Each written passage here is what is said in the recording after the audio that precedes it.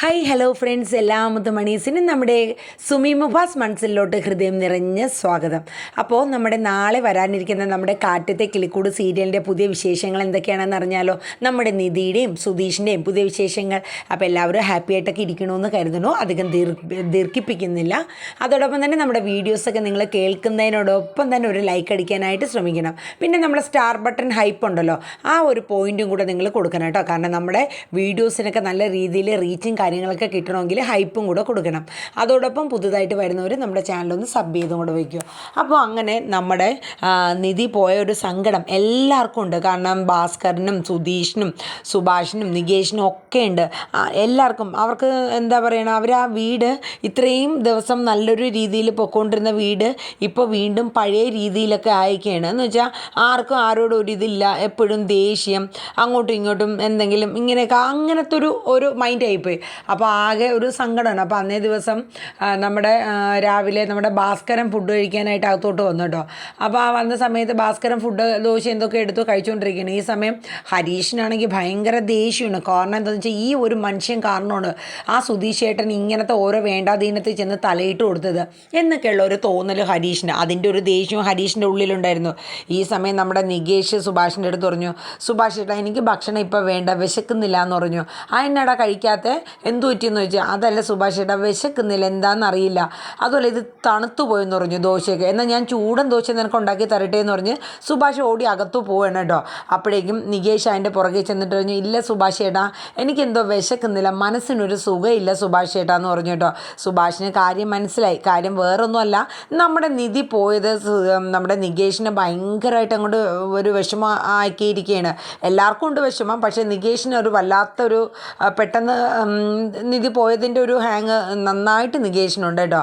അതേസമയം നമ്മുടെ നിധി ഹോസ്റ്റലിൽ ഇങ്ങനെ റൂമിലിരിക്കുന്ന സമയത്ത് നിധി ജനലിൽ കൂടെ നോക്കിയപ്പോൾ കാണാം നമ്മുടെ സുധീഷ് ഒരു ബലൂണിൽ സോറിയൊക്കെ എഴുതി കൊണ്ടുവന്നിട്ട് ഇങ്ങനെ ഫ്രണ്ടിൽ നിൽക്കുകയാണ് കേട്ടോ. കുറേ ബലൂൺസ് ഉണ്ട്. എന്നിട്ട് ഇങ്ങനെ എടുത്ത് കാണിച്ചിട്ട് സോറി സോറി എന്നൊക്കെ ഇങ്ങനെ പറയാനുണ്ട് കേട്ടോ. അപ്പം നിധിക്ക് ഇത് കണ്ടിട്ട് നിധിക്ക് എന്തോ പോലെ. കാരണം ഒരു ഹോസ്റ്റലാണ്, അവിടെ പഠിക്കുന്ന കുട്ടികളുണ്ട്, വർക്ക് ചെയ്യുന്ന ലേഡീസ് ഉണ്ട്, എല്ലാവരും ഉണ്ട്. അപ്പോൾ അവരുടെയൊക്കെ മുന്നിൽ ആകെ ഒരു ഇതാവില്ലേ. ഈ സുധീഷാണെങ്കിൽ അവിടെ നിന്ന് ഇങ്ങനെ ബലൂണ് സോറി എഴുതിയത് ഇങ്ങനെ പറപ്പിച്ചുകൊണ്ടിരിക്കുക കേട്ടോ. ആ സമയം നമ്മുടെ നിധി എന്ത് ചെയ്യണമെന്നറിയില്ല. നിധി വേഗം താഴോട്ട് ഇറങ്ങി പോവുകയാണ്. ഇറങ്ങി ചെന്നിട്ട് ചോദിക്കും, എന്താണ് സുധീഷേ നീ ഈ കാണിക്കണേ? ഇതെന്താണ്? ഇതൊരു ഹോസ്റ്റലാണ്, അതൊന്നും മനസ്സിലാക്കുക. ഇതൊരു ഹോസ്റ്റലാണ്, എനിക്ക് മറ്റുള്ളവരുടെ മുഖത്ത് നോക്കാനുള്ളതാ. അതെ, എന്നോട് നിധി ഒരു സോറി എങ്കിലും ക്ഷമിച്ചു എന്നൊരു വാക്ക് എന്നോടൊന്ന് പറയാവോ? കാരണം വെച്ചാൽ എനിക്കൊരു സമാധാനം ഇല്ല നിധി. നിധിക്കാണെങ്കിൽ ഭ്രാന്ത് പിടിച്ചത്. അതെ സുധീഷ് വീട്ടിലോട്ട് പോകാവോ? എനിക്ക് ഒരു സമാധാനം താട്ടെ സുധീഷ്, എനിക്ക് ഇവിടെ ഒരു സമാധാനം തരില്ലേ സുധീഷ് എന്നും പറഞ്ഞുകൊണ്ട് നിധി ഒരു വശത്ത് ഇങ്ങനെ കിടന്ന് ഇതാക്കാണ്. ഇല്ല ഞാൻ പോകില്ല, നിധി എന്നോട് ക്ഷമിച്ചു എന്നൊരു വാക്ക് പറഞ്ഞാലേ ഞാൻ ഇവിടെ നിന്ന് പോവുള്ളൂ. അപ്പോഴേക്കും മറ്റു കുട്ടികളും ഒക്കെ മേളിലും റൂമിലും താഴേക്ക് നിന്ന് ഇങ്ങനെ നോക്കുകയാണേ. സാധാരണ നമ്മൾ കണ്ടിരിക്കുന്നത് ഇങ്ങനെ ലൈൻ അടിച്ച് നടക്കുന്നവർ, അതായത് കാമുകൻ കാമുകിമാർ ഇങ്ങനെ എന്തെങ്കിലുമൊക്കെ ഇങ്ങനെ പിണക്കമൊക്കെ വരുന്ന സമയത്ത് ഇതുപോലെ സോറിയൊക്കെ എഴുതി ബലൂണിലും അവിടെ ഇവിടെയൊക്കെ ഇങ്ങനെ കൊണ്ടുവന്ന് കാണിക്കലും ആ പുറകെ നടക്കലും ഉണ്ടല്ലോ. ആ ഒരു രീതിയാണ് നമ്മുടെ സുധീഷ്. അപ്പം നിധി പറയും, സുധീഷിന് പ്രായത്തിൻ്റേതായ ഒരു പക്വതയെങ്കിലും കാണിച്ചൂടെ? അപ്പം നമ്മുടെ സുധീഷ് പറയും, അതെ എനിക്കിപ്പോൾ പക്വത കാണിക്കാനുള്ള ഒരു മാനസികാവസ്ഥയൊന്നും എനിക്കില്ല, നിധി ക്ഷമിച്ചു എന്നൊരു വാക്ക് എന്നോട് പറയേ, എനിക്കൊരു സമാധാനമില്ല നിധി. നിധി വീട്ടിലേക്ക് വരണം. അവിടെ എല്ലാവർക്കും ഭയങ്കര വിഷമമാണ് നിധി, ഞങ്ങളുടെ അവസ്ഥ മനസ്സിലാക്കുക, ഇനി ഇതുപോലൊരു തെറ്റ് ഞാൻ ചെയ്യില്ല നിധി എന്നൊക്കെ ഇങ്ങനെ കാല് പിടിക്കുന്ന കണക്ക് നമ്മുടെ സുധീഷ് പറയണത്. ഈ ഒടുവിൽ നിധിക്ക് ഒരു രക്ഷയില്ല കേട്ടോ. നിധി എങ്ങനെയെങ്കിലും പറഞ്ഞ് സുധീഷിനെ അവിടെ നിന്ന് പറഞ്ഞ് വിടണം കേട്ടോ. എന്നിട്ട് നിധി നേരെ ഹോസ്റ്റലിലോട്ട് കയറി വന്നപ്പോൾ എല്ലാ കുട്ടികളും നിധീനെ ഇങ്ങനെ മിഴിച്ച് നോക്കട്ടോ, എന്താ കാര്യം എന്നൊക്കെ ഇങ്ങനെ അവിടെ എന്നൊക്കെ ഇങ്ങനെ ചോദിക്കുന്നുണ്ട്.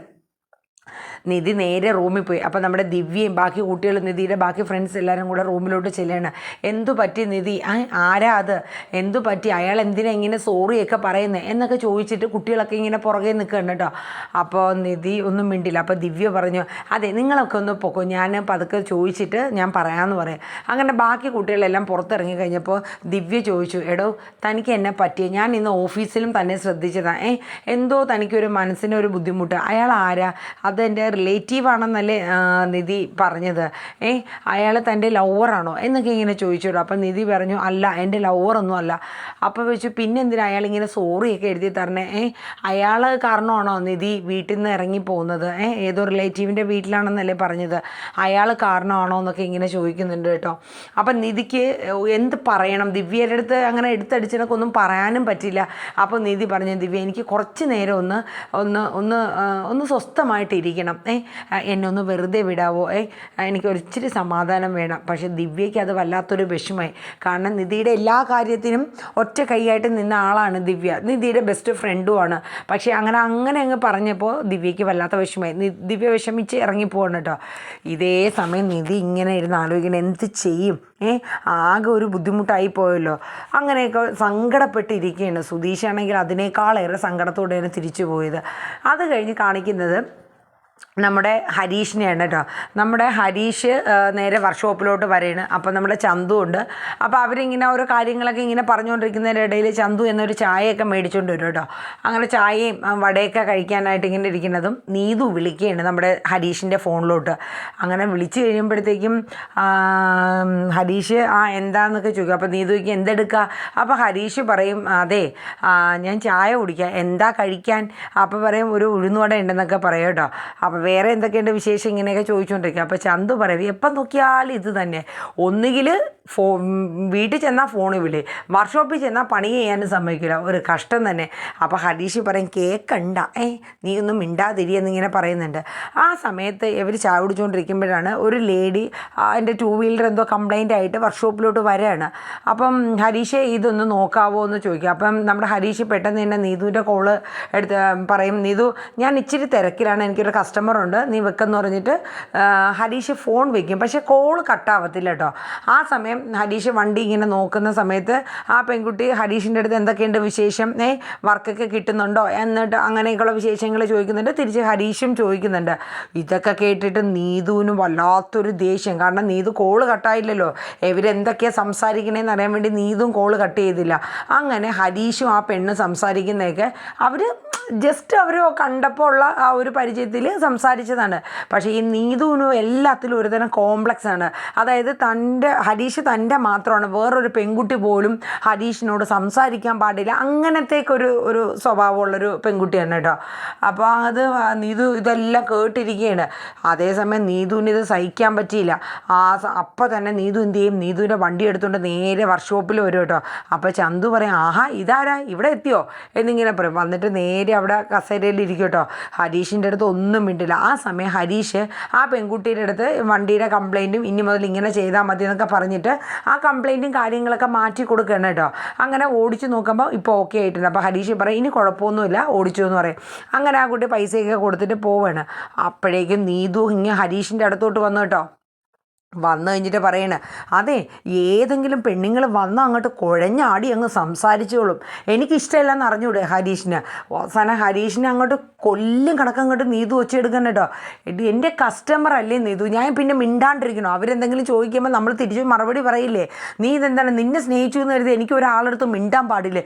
ഇതൊരു വല്ലാത്ത ശല്യമായിപ്പോയി, ഇതിലേക്കൊന്നും പോകണ്ടായിരുന്നു എന്നൊക്കെ പറഞ്ഞ് ഹരീഷും അങ്ങോട്ട് വിട്ടുകൊടുത്തില്ല കേട്ടോ. ഹരീഷ് ഒന്നിനൊന്ന് ഉപ്പേരിയായിട്ട് അങ്ങോട്ട് നല്ലപോലെ പറഞ്ഞു വെച്ചു കൊടുക്കുകയാണ്.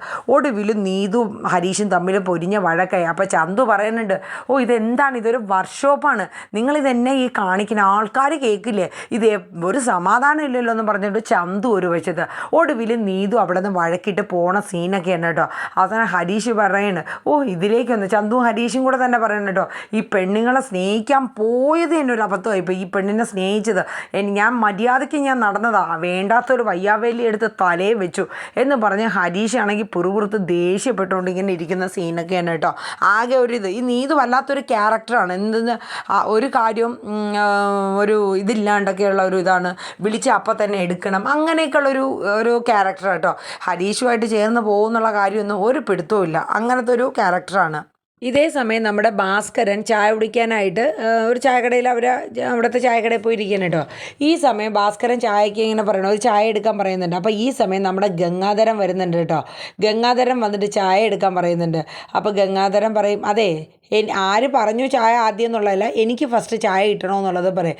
അപ്പോൾ നമ്മുടെ ഭാസ്കരൻ പറയും ആദ്യം ചായ പറഞ്ഞത് ഞാനാണ്. അപ്പോൾ ചായക്കടക്കാരൻ പറയും നിങ്ങൾ രണ്ടുപേരും തമ്മിൽ തർക്കിക്കേണ്ട, രണ്ടുപേർക്ക് ഒരുമിച്ച് തന്നെ തന്നേക്കാം എന്നിങ്ങനെ പറയും കേട്ടോ. കാര്യം എന്ന് വെച്ചാൽ ഇവർ എവിടെ വെച്ച് കണ്ടിരുന്നാലും കീരിയും പാമ്പും ആണല്ലോ, ഭാസ്കരനും ഗംഗാധരനും ഒക്കെ. അങ്ങനെ ഇതേ സമയത്ത് ആ കടയിൽ നമ്മുടെ സുഭാഷ് ബിസ്ക്കറ്റൊക്കെ മേടിക്കാനായിട്ട് വരികയാണ്.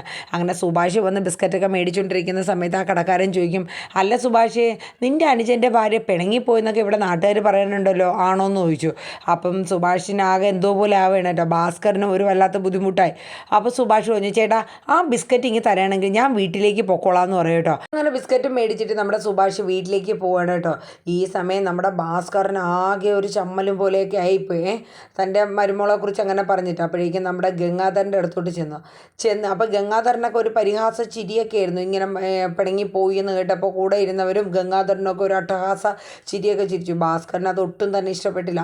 ഭാസ്കരൻ നേരെ ചെല്ലണം കേട്ടോ ഗംഗാധരൻ്റെ അടുത്ത്. ചെന്നിട്ട് പറഞ്ഞു, അതെ ഒന്നിങ്ങി വന്നേ, ഒരു കാര്യം പറയാനുണ്ടെന്ന് പറഞ്ഞിട്ട് പതുക്കെ തോളത്ത് കൈയിട്ട് കുറച്ച് മാറി നിന്നിട്ട് ഭാസ്കരൻ പറയും, അതെ എൻ്റെ വീട്ടിൽ എൻ്റെ മരുമോൾ പോവേ വരോ പിണങ്ങി പോവേ എന്താണെന്ന് വെച്ചാൽ അതങ്ങനെ ഇരുന്നോട്ടെ. അതെ ഈ നാട്ടുകാർക്ക് ചിരിക്കാൻ വേറൊരു വകുപ്പ് ഞാൻ അങ്ങ് ഇട്ടുകൊടുത്താലോ? എന്ത് വകുപ്പ്? ഗംഗാധരൻ ചോദിച്ചു. ഭാസ്കരൻ പറഞ്ഞു, അതെ കല്യാണ തലേ ദിവസം നമ്മുടെ സുനന്ദ വീട്ടിൽ നമ്മുടെ പിന്നെ സുഭാഷിനെ കല്യാണം കഴിക്കുള്ളൂ എന്നൊക്കെ പറഞ്ഞ് വന്ന് കുത്തിയിരുന്ന സീനും കാര്യങ്ങളൊക്കെ മറന്നു പോയോ എന്ന് ചോദിക്കും. അത് കേട്ടപ്പോൾ ഗംഗാധരൻ ആകെ ഒരു അടിയായിപ്പോയി. കാരണം ഭാസ്കരൻ അത് വെച്ച് കുറേ ആയിട്ട് ടോർച്ചർ ചെയ്യാനുണ്ട്. ഗംഗാധരന് മിണ്ടാൻ പറ്റുമോ? കാരണം നാട്ടുകാരറിഞ്ഞ് ആകെ ഒരു അടിയായി പോവില്ലേ. അങ്ങനെ ഒടുവിൽ ഗംഗാധരൻ അയ്യോ പറയില്ലേ എന്ന് പറഞ്ഞു. അപ്പം നമ്മുടെ ഒരു നാട്ടുകാരൻ ചോദിക്കുക, എന്താണ് ഭാസ്കര നിങ്ങൾ തമ്മിൽ ഇത്ര വലിയ സംസാരം എന്നൊക്കെ ചോദിക്കുക.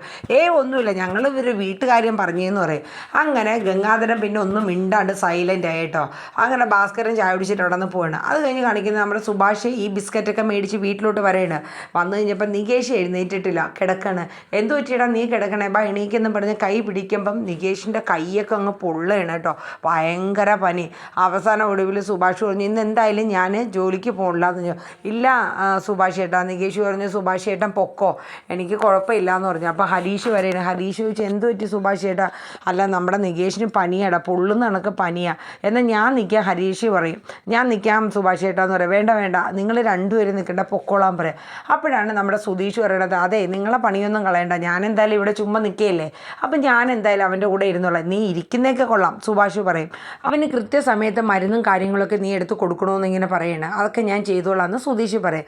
അങ്ങനെ സുധീഷിനാക്കിയിട്ട് അവർ രണ്ടുപേരും ഹരീഷ് വർക്ക്ഷോപ്പിൽ പോകുന്നുണ്ട്, നമ്മുടെ സുഭാഷ് ജോലിക്കും പണിസ്ഥലത്തും പോകണം കേട്ടോ. അപ്പോൾ ഇതേ സമയം സുധീഷ് അവന് മരുന്നൊക്കെ എടുത്ത് കൊടുത്തിട്ട് പറയും, അതെ നിനക്ക് പനിയല്ലേ, നീ ഒരു കാര്യം ചെയ്യ്, നീ നമ്മുടെ നിധി ഒന്ന് വിളിക്കുമെന്ന് പറയും, നിനക്ക് പനിയാണെന്ന് പറയും. അപ്പോൾ ചിലപ്പോൾ അവൾ തിരിച്ച് ഓടി വന്നാലോ എന്നൊക്കെ പറയുന്നുണ്ട്.